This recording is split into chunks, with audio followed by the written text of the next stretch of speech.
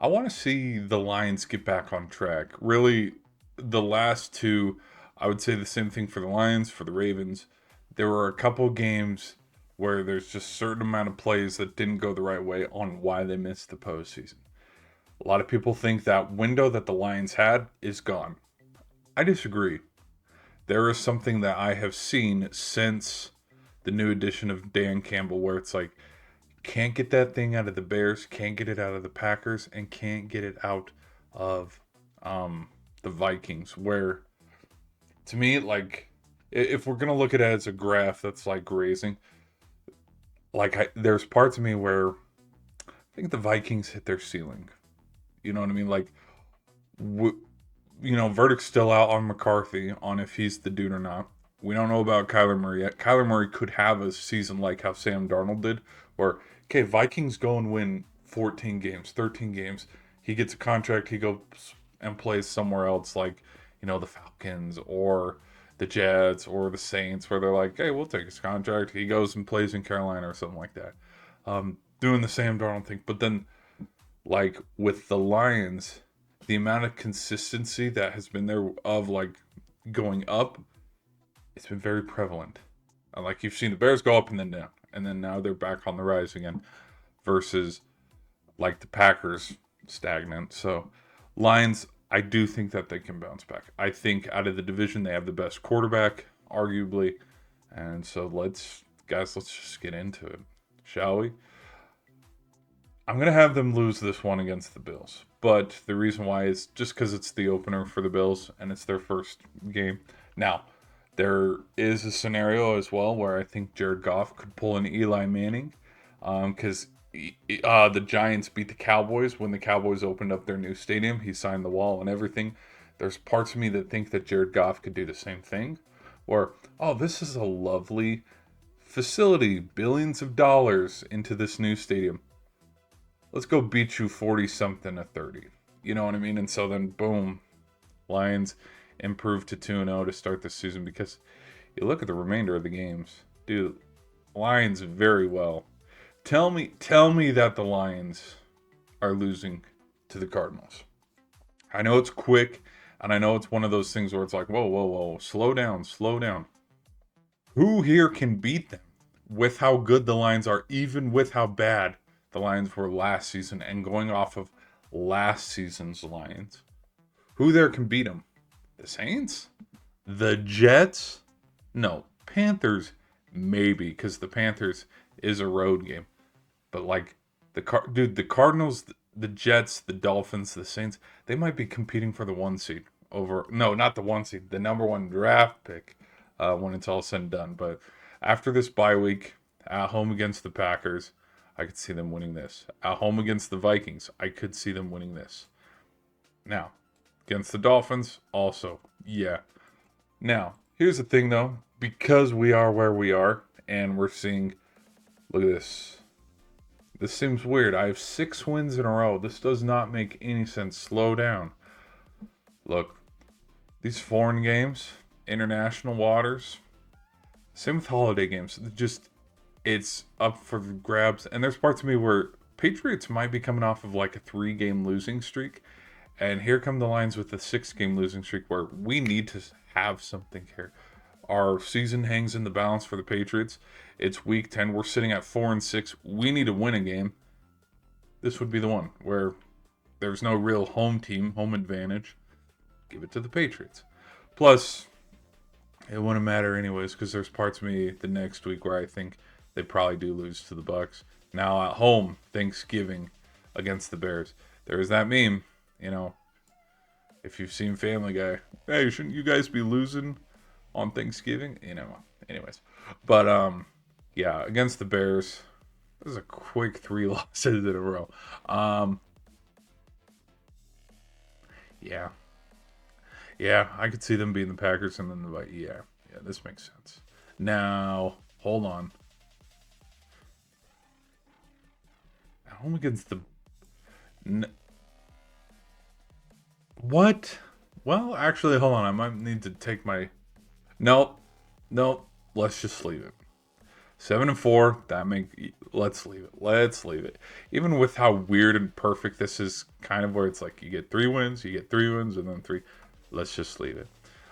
Against the Falcons, I can see them beating the Falcons. Then against the Titans, I can see them beating the Titans. Now I can see them splitting 1-1 with the Vikings. At home against the Giants. This very well. Here's the thing with these two games: is these two games will dictate and determine if the Lions are like a 3 seed or a 4 seed, and who wins the North. With the Packers, they kind of have the same format too, which makes sense. The Vikings are kind of out of the. I don't think the Vikings are winning the North. Here, let me do this real quick. Against the Giants, the same thing with the Giants. Like if the Giants are pushing for the postseason, they definitely will need a win here. Um, Considering how many games on hand they have, I mean, they're 7-4, 8-4, 9-4, 9-5. Giants could very well, Lions are 9-5, Giants are 5-9. That very well could be a possibility. Giants to this point, I could see them having seven wins, 6 losses, 8 wins, 5 losses, something like that. Um, but right after Christmas, I don't know. This one's a little bit up in the air. I could see a Giants upset. I'm going to play it safe, though. I do think the Lions are a better squad, a little bit more experienced. Now, here we go. With these and how these go, there's parts of me where if the Lions lose to the Bears and then lose to the Packers, that opens up for the Packers or the Bears to then steal the North. Because there's parts of me, if the Lions go 2-0 here, they're going to secure the North. Because there's parts of me when, you split the series 1-1, your regular season record will be the advantage on hand. Because there's parts of me, I can see the Vikings going 0-6 in division play. But like, even split 1-1 with the Vikings, they're not. I don't think the Vikings will have enough wins overall to be higher ranked than the Lions. You know what I mean? So, against the Bears on the road, let's get a little bit of a get back here after their Thanksgiving loss. And so we'll have them win this one. And then in Lambeau, this very well could be for the North. And the Lions are not. They have not just lost all the games in Lambeau. Like they've come into Lambeau and they snuck out a couple wins. I mean, look at Rodgers' last game with Green Bay. Like it was for the North. Who's gonna get in the postseason? That could be what this game is all about. And like if I'm gonna blow this game out of proportion, this could be the game that kind of like if the Packers have a struggle season, this could be the game that kind of dictates. Okay, are we gonna fire Matt LaFleur and cut Jordan Love, clean house, or is this the hey, let's keep him around long term? And then of course, winner gets the North. Well, winner doesn't get the North because, like, let's say hypothetically, too, in this scenario, the Bears have already clinched the North. This would be for the 7th seed or something like that.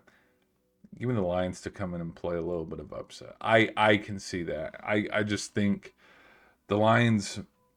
It's either the Lions or the Bears win in the North.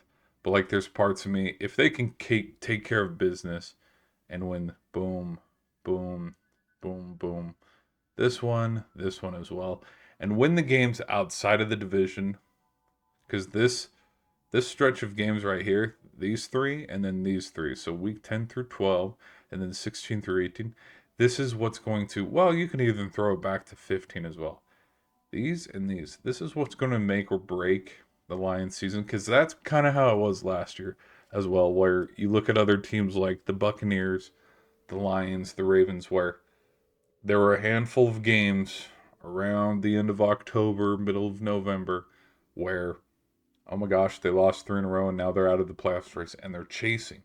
And so there's parts of me where if the Lions can stay above water here and in their final 4 games win at least 2 or like get the majority of them, they can sneak into the postseason. Because you look at the amount of wins 1, 2, 3, 4. 12 wins? 12 wins, they're in the playoffs. Now, if they were in the West, 12 wins wouldn't even guarantee them the 1 seed. But um, yeah, I'm gonna pick the Lions to get kind of back to form. Like this team's gritty, man, and I cannot pick against them. They have shown me, like, considering where they were to where they are now, it's different. It's definitely different. So y'all be sure to let me know in the comments. Am I too high on the Lions? I probably am, just a titch, but you're gonna probably see that, dude. I could. The other thing too, you look, they're not playing the 49ers, they're not playing the Rams, they're not playing the Chiefs, they're not playing the Ravens, they're not playing it. They benefited with the South, and then the one team from the West, like the Seahawks, 49ers, and Rams. I don't see anybody here. It's just the Cardinals. So they benefited from that. And with the East, dude, all you got to worry about is the Patriots and the Bills, because the Jets and Dolphins, no. So I think they kind of lucked out there, because again, if they're playing the Bengals or the AFC North, where they got to play the Bengals, Ravens, and Steelers, there might be some losses in there.